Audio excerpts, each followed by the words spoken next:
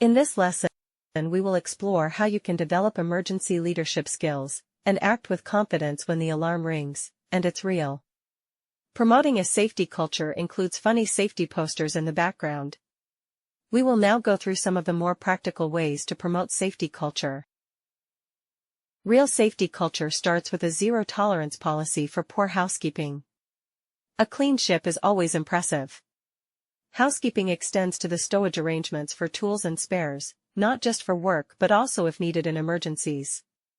Housekeeping especially includes decks where survival craft or rescue boats are stowed or boarded.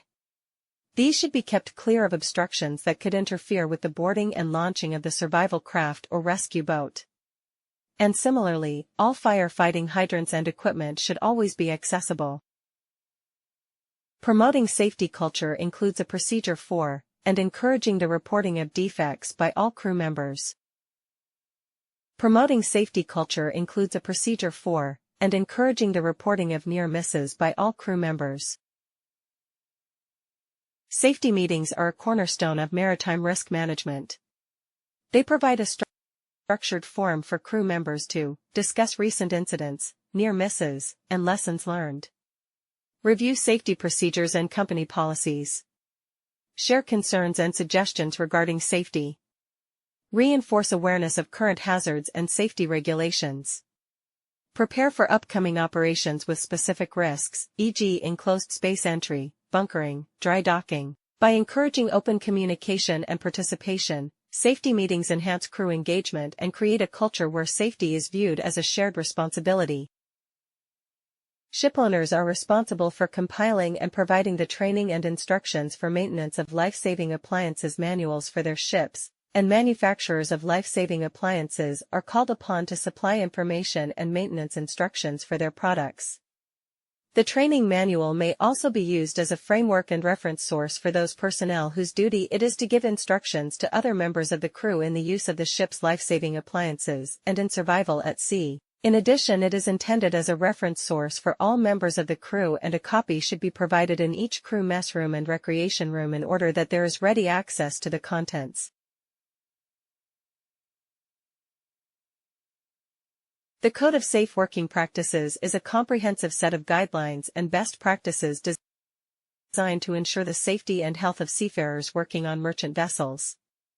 It provides practical guidance on safe working practices and procedures to be followed on board ships to minimize risks and prevent accidents. A designated person ashore, often referred to as a DPA, is a shore-based professional who assumes responsibility for the safety and security of ships. The DPA acts as a crucial link between the vessel and shore-based management, ensuring compliance with international regulations and company policies. The primary responsibility of a DPA is to establish and maintain an effective safety management system for the vessel or fleet. They play a pivotal role in promoting a safety culture and monitoring the implementation of safety procedures on board. The DPA also acts as a point of contact for crew members, providing guidance and support in matters related to safety and security. Root cause analysis is an integral part of safety management systems, SMS, within maritime operations, aiming to identify and address the underlying causes of safety incidents. This approach goes beyond resolving superficial symptoms, focusing instead on systemic issues to prevent recurrence and enhance operational safety. The analysis of near-miss records and incident investigation reports can be used to identify areas and activities with safety issues. Another skill of emergency leadership is knowing the availability of the ship's equipment. The vessel's planned maintenance schedules should be followed, and the status of equipment and the availability of alternatives should be known before any emergency alarm goes.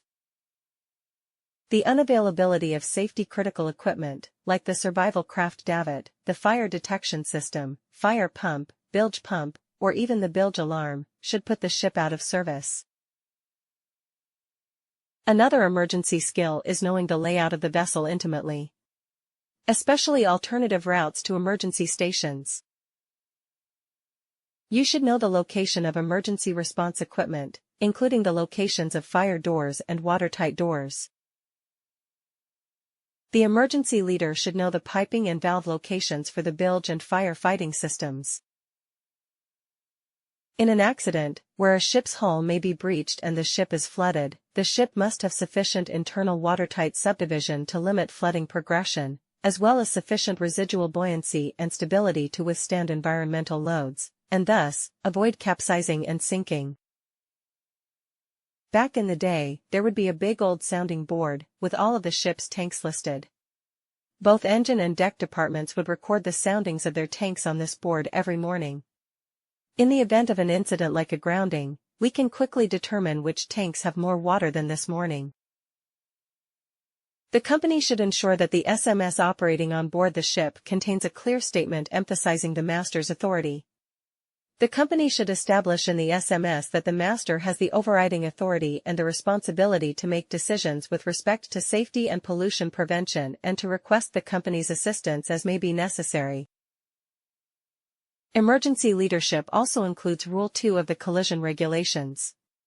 Nothing in these rules shall exonerate any vessel, or the owner, master, or crew thereof, from the consequences of any neglect to comply with these rules or of the neglect of any precautions which may be required by the ordinary practice of seamen, or by the special circumstances of the case. In construing and complying with these rules, due regard shall be had to all dangers of navigation and collision and to any special circumstances, including the limitations of the vessels involved, which may make a departure from these rules necessary to avoid immediate danger.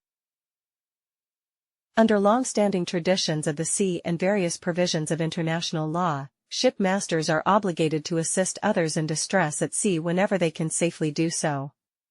The responsibilities to render assistance to a distressed vessel or aircraft are based on humanitarian considerations and established international practice. The SOPEP manual provides emergency leaders with procedures for reporting an oil pollution incident, contact lists of persons to be contacted in the event of an oil pollution incident, response actions to reduce or control the discharge of oil following an incident, coordination with national and local authorities in combating oil pollution, promoting a practiced response when faced with an oil spill. Emergency leaders should practice using the fire schedules in the IMDG Code Supplement. Emergency leaders should practice using the spillage schedules in the IMDG Code Supplement. Emergency leaders should practice using the Medical First Aid Guide in the IMDG Code Supplement.